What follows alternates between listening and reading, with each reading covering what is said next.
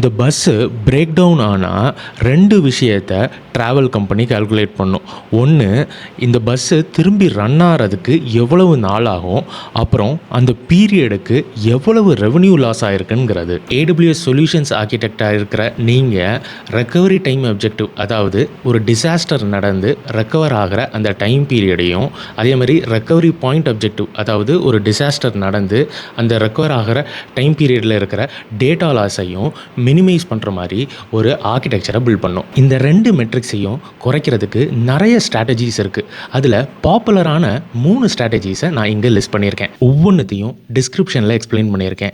அடிஷ்னலாக தனித்தனியாக என்னோட ப்ராட்காஸ்ட் சேனலில் எக்ஸ்பிளைன் பண்ணுவேன். ஸோ இந்த ஸ்ட்ராட்டஜிஸ் எல்லாம் யூஸ் பண்ணி எப்படி டிஃப்ரெண்ட் AWS சர்வீசஸை வச்சு ஆர்கிடெக்சர்ஸ் பில்ட் பண்ணலாம், ரெப்ளிகேஷன், பாயிண்ட் இன் டைம் ரெக்கவரியை வச்சு எப்படி RPOவை கம்மி பண்ணலாம் அப்படிங்கிறத டீட்டெயில்டாக என்னோட AWS கிளாஸஸ்லையும் ப்ராட்காஸ்ட் சேனல்லையும் போஸ்ட் பண்ணுவேன். போய் செக் அவுட் பண்ணி பாருங்கள்.